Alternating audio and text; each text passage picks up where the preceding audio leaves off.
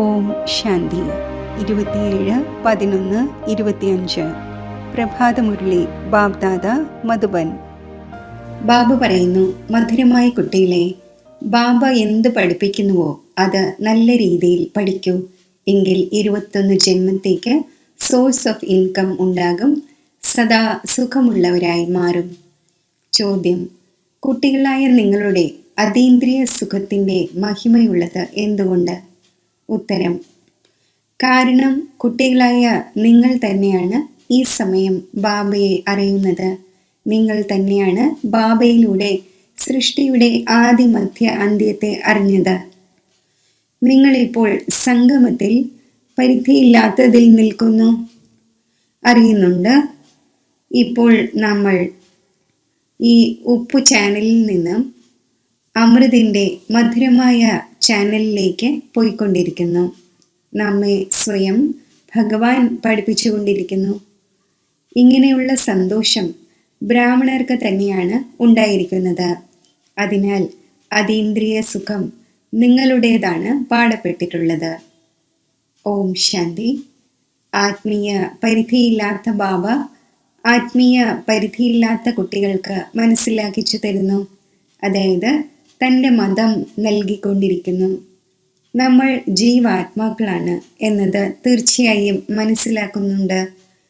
എന്നാൽ സ്വയം ആത്മാവാണ് എന്ന നിശ്ചയം വരുത്തണമല്ലോ. നമ്മൾ ഏതെങ്കിലും പുതിയ സ്കൂളിലല്ല പഠിക്കുന്നത്. ഓരോ 5000 വർഷത്തിന് ശേഷവും പഠിച്ചു വരുന്നു. ബാബ ചോദിക്കുന്നുണ്ടല്ലോ, മുൻപ് എപ്പോഴെങ്കിലും പഠിക്കുവാൻ വന്നിട്ടുണ്ടോ? അപ്പോൾ എല്ലാവരും പറയും, നമ്മൾ ഓരോ 5000 വർഷങ്ങൾക്ക് ശേഷവും പുരുഷോത്തമ സംഗമയുഗത്തിൽ ബാബയുടെ അടുക്കൽ വരുന്നു. ഇത് ഓർമ്മയുണ്ടായിരിക്കുമല്ലോ, അതോ ഇത് മറന്നു പോകുന്നോ? സ്റ്റുഡൻറ്റിന് സ്കൂൾ തീർച്ചയായും ഓർമ്മ വരുമല്ലോ. എയിം ഓബ്ജക്റ്റ് ഒന്ന് തന്നെയാണ്. ആരെല്ലാമാണോ കുട്ടികളാകുന്നത്, അത് 2 ദിവസത്തെ കുട്ടിയായാലും പഴയവരായാലും എയിം ഓബ്ജക്റ്റ് ഒന്ന് തന്നെയാണ്. ആർക്കും തന്നെ നഷ്ടമുണ്ടാവുക സാധ്യമല്ല. പഠനത്തിൽ ഇൻകം ഉണ്ട്. അവരും ഗ്രന്ഥം ഇരുന്ന് വായിച്ച് കേൾപ്പിക്കുമ്പോൾ സമ്പാദ്യമുണ്ടാകുന്നു. ശരീര നിർവഹണാർത്ഥമുള്ളത് ഉടനെ വരും.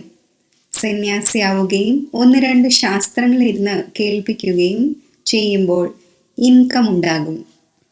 ഇപ്പോൾ ഇതെല്ലാം സോഴ്സ് ഓഫ് ഇൻകം ആണ്. ഓരോ കാര്യത്തിലും വരുമാനം ആവശ്യമാണല്ലോ.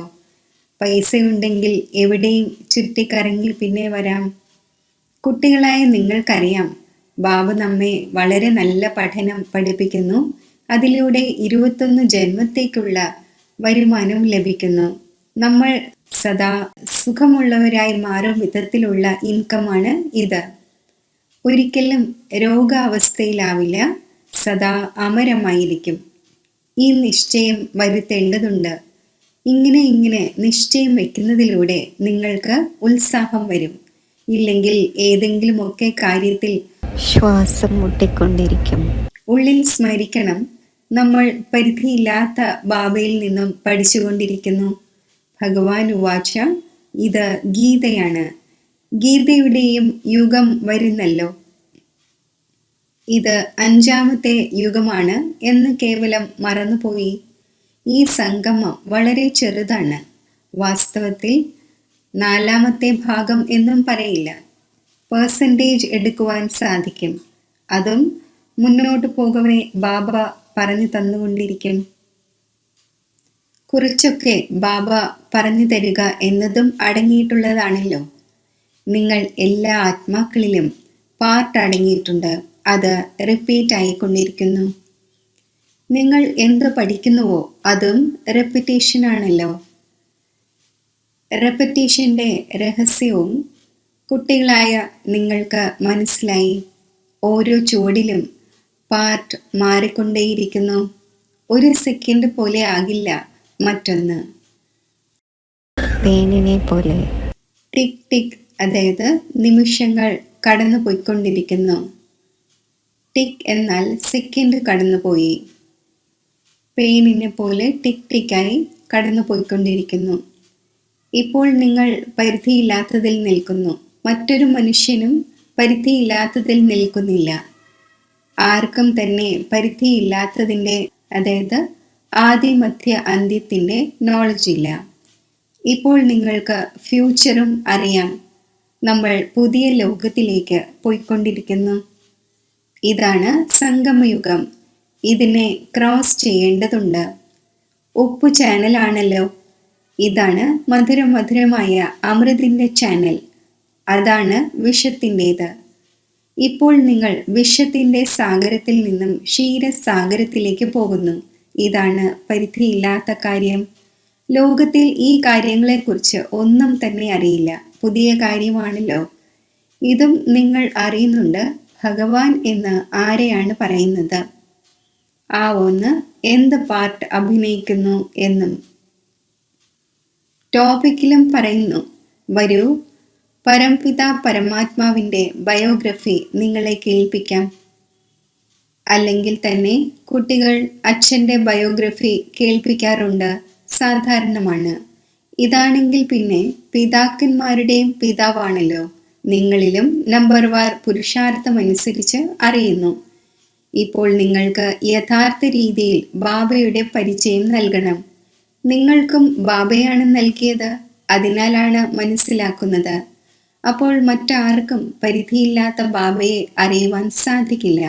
നിങ്ങളും സംഗമത്തിൽ തന്നെയാണ് അറിയുന്നത്. മനുഷ്യർ, അത് ദേവതയായാലും ശൂദ്രനായാലും പുണ്യാത്മാവായാലും പാപാത്മാവായാലും ആരും അറിയുന്നില്ല. കേവലം സംഗമയുഗത്തിലെ ബ്രാഹ്മണരായ നിങ്ങൾ മാത്രമാണ് അറിഞ്ഞുകൊണ്ടിരിക്കുന്നത്. അപ്പോൾ കുട്ടികളായ നിങ്ങൾക്ക് എത്ര സന്തോഷമുണ്ടാകണം. അതിനാലാണ് മഹിമയുള്ളത്. അതീന്ദ്രിയ സുഖം ചോദിക്കണമെങ്കിൽ ഗോപഗോപികമാരോട് ചോദിക്കൂ എന്ന്. ബാബ അച്ഛനുമാണ്, ടീച്ചറുമാണ്, സദ്ഗുരുവുമാണ്. സുപ്രീം എന്ന വാക്ക് തീർച്ചയായും ചേർക്കണം. ഇടയ്ക്കിടയ്ക്ക് കുട്ടികൾ മറന്നു പോകുന്നു.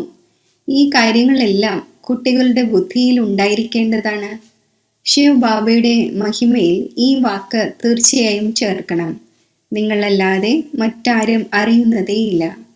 നിങ്ങൾക്ക് മനസ്സിലാക്കിച്ചു കൊടുക്കുവാൻ സാധിക്കുന്നുവെങ്കിൽ നിങ്ങളുടെ വിജയം ഉണ്ടായതുപോലെയാണ്. നിങ്ങൾക്കറിയാം, പരിധിയില്ലാത്ത ബാബ സർവരുടെയും ശിക്ഷകനും സർവരുടെയും സദ്ഗതി ദാതാവുമാണ്. പരിധിയില്ലാത്ത സുഖവും പരിധിയില്ലാത്ത ജ്ഞാനവും നൽകുന്നവനാണ്. എന്നിട്ടും ഇങ്ങനെയുള്ള ബാബയെ മറന്നു പോകുന്നു. മായ എത്ര സമർത്ഥമാണ്. ഈശ്വരനെ സമർത്ഥൻ എന്ന് പറയുന്നു. എന്നാൽ മായയും കുറവല്ല. കുട്ടികളായ നിങ്ങൾ ഇപ്പോൾ ആക്യുറേറ്റായി അറിയുന്നു.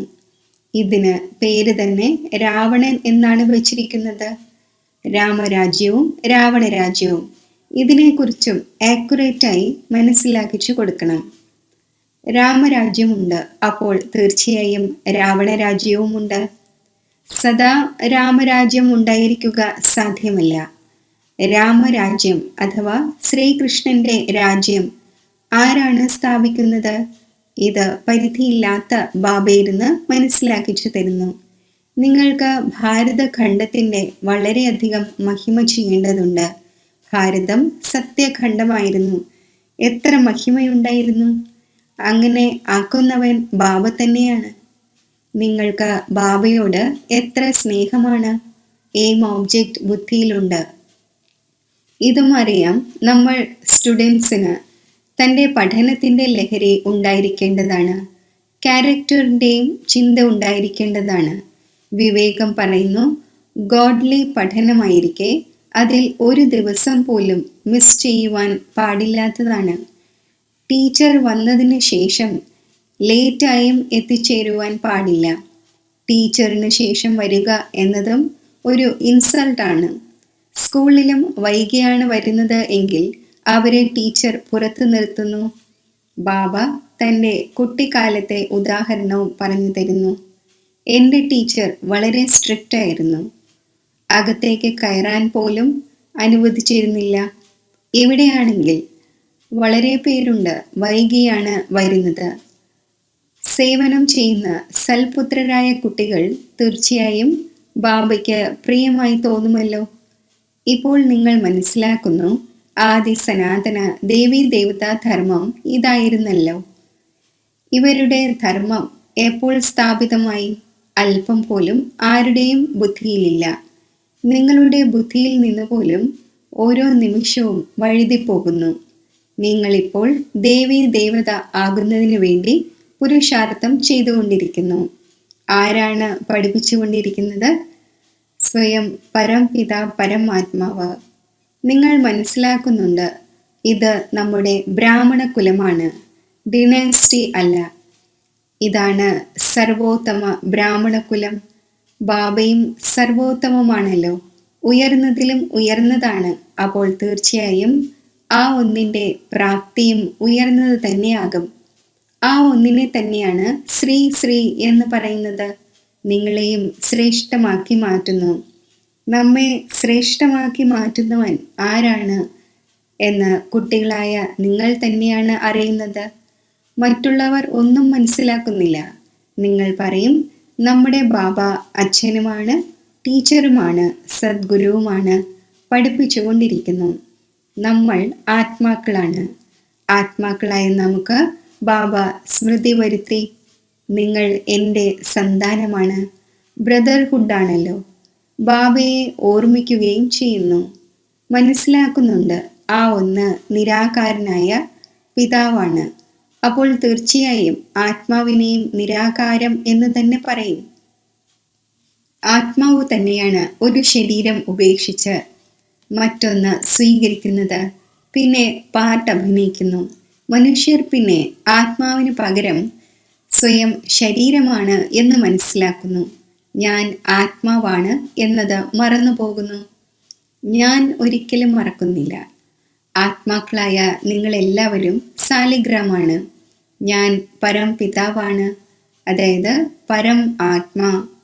ആ ഒന്നിന് മറ്റൊരു നാമം ഉണ്ടായിരിക്കുന്നില്ല. ആ പരമാത്മാവിൻ്റെ നാമമാണ് ശിവൻ. നിങ്ങളും അതുപോലെ ആത്മാവാണ്. എന്നാൽ നിങ്ങളെല്ലാവരും സാലിഗ്രാമാണ്. ശിവന്റെ ക്ഷേത്രത്തിൽ പോകുന്നു, അവിടെയും വളരെയധികം സാലിഗ്രാമങ്ങൾ വയ്ക്കുന്നു. ശിവന്റെ പൂജ ചെയ്യുമ്പോൾ സാലിഗ്രാമിൻ്റെതും അതിനോടൊപ്പം ചെയ്യുന്നുവല്ലോ. അതിനാൽ ബാബ മനസ്സിലാക്കിച്ചു തന്നിട്ടുണ്ടായിരുന്നു, നിങ്ങളുടെ ആത്മാവിനും ശരീരത്തിനും രണ്ടിനും പൂജയുണ്ടാകുന്നു. എനിക്കാണെങ്കിൽ കേവലം ആത്മാവിൻ്റേത് മാത്രമാണ് ഉണ്ടാകുന്നത്, ശരീരമില്ല. നിങ്ങൾ എത്ര ഉയർന്നവരാകുന്നു. ബാബയ്ക്കാണെങ്കിൽ സന്തോഷമുണ്ടാകുന്നുവല്ലോ. അച്ഛൻ ദരിദ്രമായിരിക്കും, കുട്ടികൾ പഠിച്ച് എത്ര ഉയരത്തിലേക്ക് പോകുന്നു, എന്തിൽ നിന്നും എന്തായി മാറുന്നു.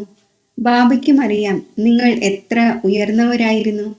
ഇപ്പോൾ എത്ര ഓർഫനായിരിക്കുന്നു, അനാഥമായിരിക്കുന്നു. അച്ഛനെ തന്നെ അറിയുന്നില്ല. ഇപ്പോൾ നിങ്ങൾ ബാബയുടേതായിരിക്കുന്നു. അപ്പോൾ മുഴുവൻ വിശ്വത്തിൻ്റെയും അധികാരിയായി മാറുന്നു. ബാബ പറയുന്നു, എന്നെ പറയുന്നത് തന്നെ ഹെവൻലി ഗോഡ് ഫാദർ എന്നാണ്. ഇപ്പോൾ സ്വർഗത്തിൻ്റെ സ്ഥാപന നടന്നുകൊണ്ടിരിക്കുന്നു എന്നതും നിങ്ങൾക്കറിയാം. അവിടെ എന്തെല്ലാം ഉണ്ടായിരിക്കും എന്നത് നിങ്ങളുടെ അല്ലാതെ മറ്റാരുടെയും ബുദ്ധിയിലില്ല. നിങ്ങളുടെ ബുദ്ധിയിലുണ്ട്, നമ്മൾ വിശ്വത്തിൻ്റെ അധികാരിയായിരുന്നു, ഇപ്പോൾ ആയിക്കൊണ്ടിരിക്കുന്നു. പ്രജകളും ഇങ്ങനെ പറയും, നമ്മൾ അധികാരിയാണ് എന്ന്.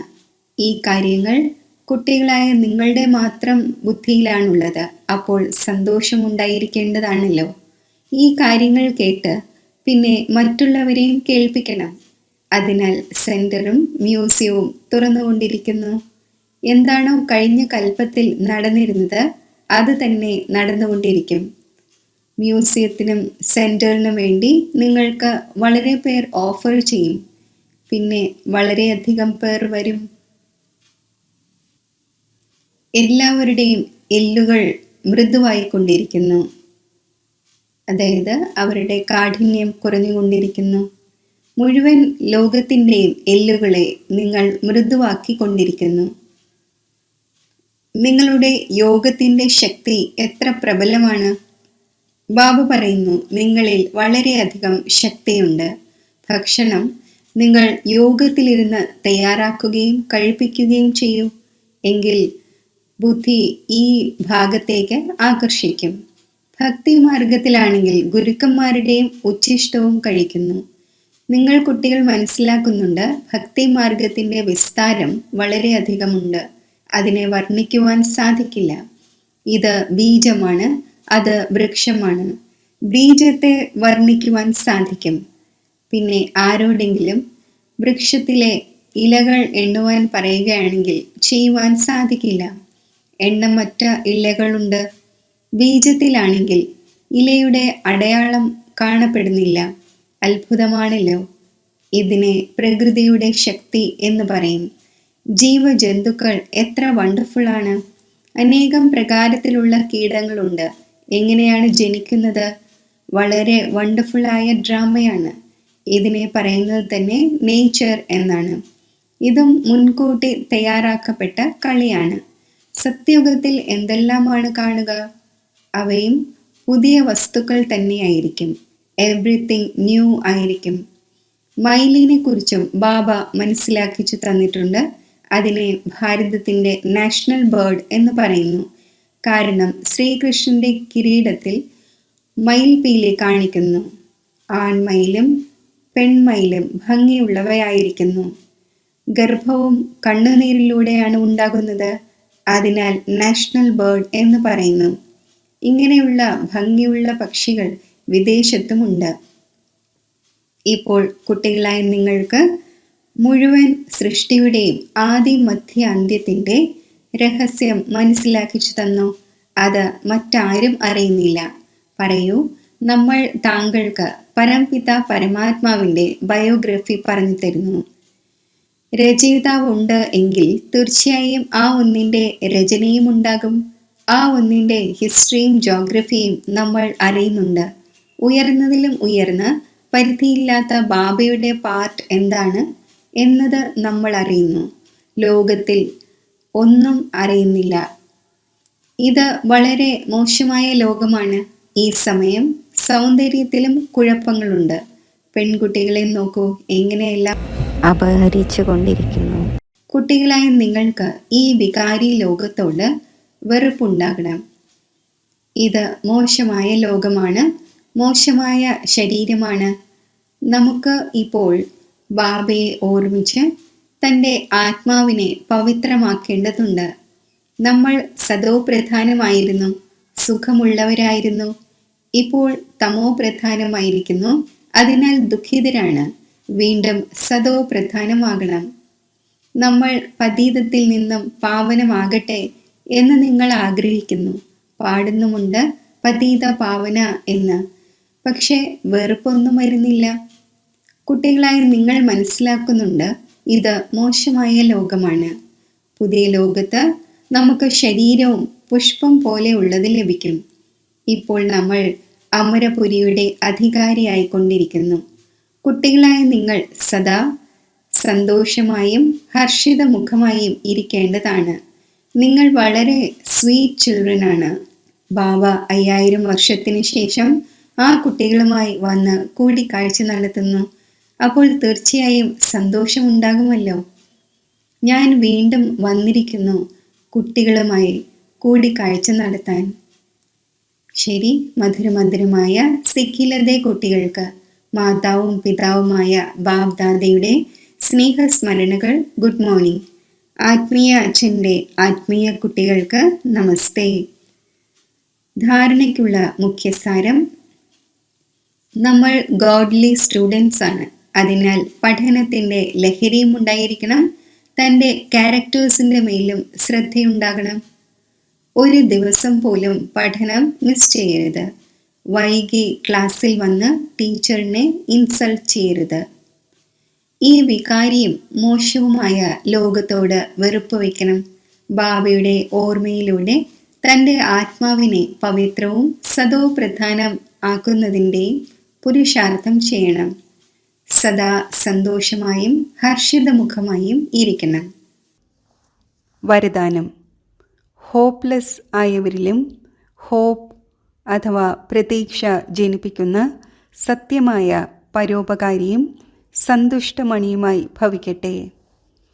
ത്രികാലദർശിയായി ഓരോ ആത്മാവിൻ്റെയും ദൗർബല്യത്തെ തിരിച്ചറിഞ്ഞ് അവരുടെ ദൗർബല്യത്തെ സ്വയം തന്നിൽ ധാരണ ചെയ്യുകയോ വർണ്ണിക്കുകയോ ചെയ്യുന്നതിന് പകരം ദൗർബല്യമാകുന്ന മുള്ളുകളെ മംഗളകാരി സ്വരൂപത്തിലൂടെ സമാപ്തമാക്കണം.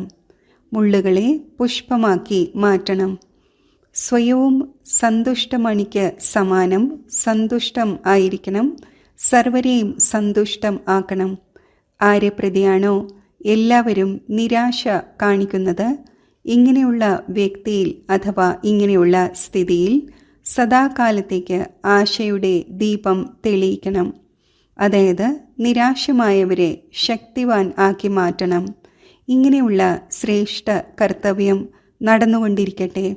അപ്പോൾ പരോപകാരിയുടെയും സന്തുഷ്ടമണിയുടെയും വരദാനം പ്രാപ്തമാകും. സ്ലോഗൻ: പരീക്ഷയുടെ സമയത്ത് പ്രതിജ്ഞ ഓർമ്മ വരണം. അപ്പോൾ പ്രത്യക്ഷത ഉണ്ടാകും. അവ്യക്ത സൂചന: അശരീരിയുടെയും വിദേഹി സ്ഥിതിയുടെയും അഭ്യാസം വർദ്ധിപ്പിക്കൂ. മുഴുവൻ ദിവസത്തിലും ഇടയ്ക്കിടയ്ക്ക് 1 സെക്കൻഡെങ്കിലും ലഭിക്കുകയാണെങ്കിൽ വീണ്ടും വീണ്ടും ഈ വിദേഹി ആകുന്നതിൻ്റെ അഭ്യാസം ചെയ്തുകൊണ്ടിരിക്കൂ. 2-4 സെക്കൻഡെങ്കിലും കണ്ടെത്തൂ. ഇതിലൂടെ വളരെയധികം സഹായം ലഭിക്കും. ഇല്ലെങ്കിൽ മുഴുവൻ ദിവസവും ബുദ്ധി പ്രവർത്തിച്ചുകൊണ്ടേയിരിക്കുകയാണ് എങ്കിൽ വിദേഹി ആകുന്നതിന് സമയം എടുക്കുന്നു. അഭ്യാസം ഉണ്ടാവുകയാണെങ്കിൽ എപ്പോൾ ആഗ്രഹിക്കുന്നുവോ അതേ സമയത്ത് വിദേഹിയായി മാറും. കാരണം അന്തിമത്തിൽ എല്ലാം പെട്ടെന്നാണ് നടക്കേണ്ടത്. അപ്പോൾ പെട്ടെന്നുള്ള പരീക്ഷയിൽ ഈ വിദേഹി സ്ഥിതിയുടെ അഭ്യാസം വളരെ ആവശ്യമാണ്. ഓം ശാന്തി. ശാന്ത സ്വരൂപ ആത്മാവാണ് ഞാൻ. മസ്തകമധ്യത്തിൽ ഒരു ജ്യോതി നക്ഷത്രം പോലെ തിളങ്ങുന്ന എന്നിൽ നിന്നും ശാന്തിയുടെ തരംഗങ്ങൾ വ്യാപിക്കുകയാണ്. ഈ സാകാര ലോകത്തിൽ അശാന്തിയുടെ അഗ്നിയിൽ എരിയുന്ന ആത്മാക്കൾക്ക് വേണ്ടി ശാന്തിയുടെ മഹാദാനി ആകേണ്ടതുണ്ട്.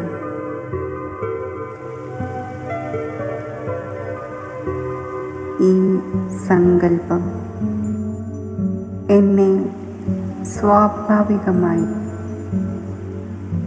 ശാന്തിയുടെ സാഗരനായ ശിവബാബയുടെ സമീപത്ത് സ്ഥിതി ചെയ്യിക്കുന്നു. ദിവ്യ ജ്യോതിസായ ശിവബാബയിൽ നിന്നും പ്രസരിക്കുന്ന പരമാത്മാ ശാന്തിയുടെ അനന്ത കിരണങ്ങൾ എൻ്റെ ചിത്തത്തിൽ നിറയുന്നു.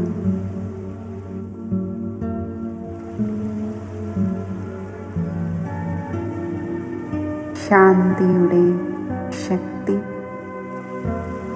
എന്നിൽ പൂർണ്ണമായും നിറയുന്നു.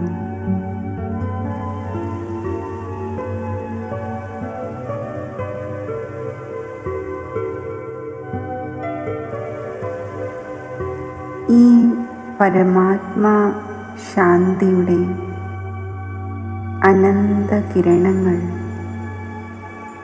വിശ്വത്തിൻ്റെ നാനാഭാഗത്തും വ്യാപിക്കുകയാണ്.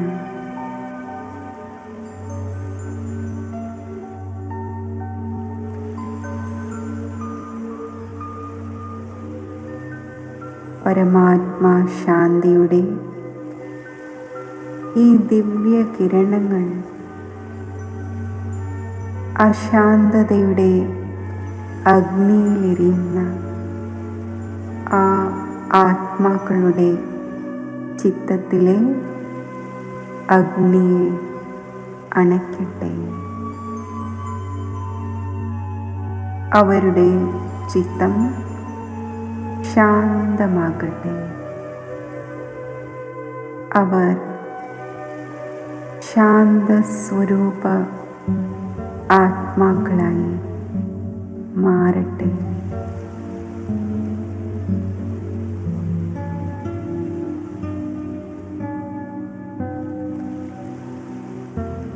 പരമാത്മാ ശാന്തിയുടെ ഈ ദിവ്യ കിരണങ്ങൾ ആ ആത്മാക്കളിൽ നിറയുമ്പോൾ അവരും ശാന്തി സാഗരൻ്റെ നേർക്ക് ആകർഷിക്കപ്പെടട്ടെ.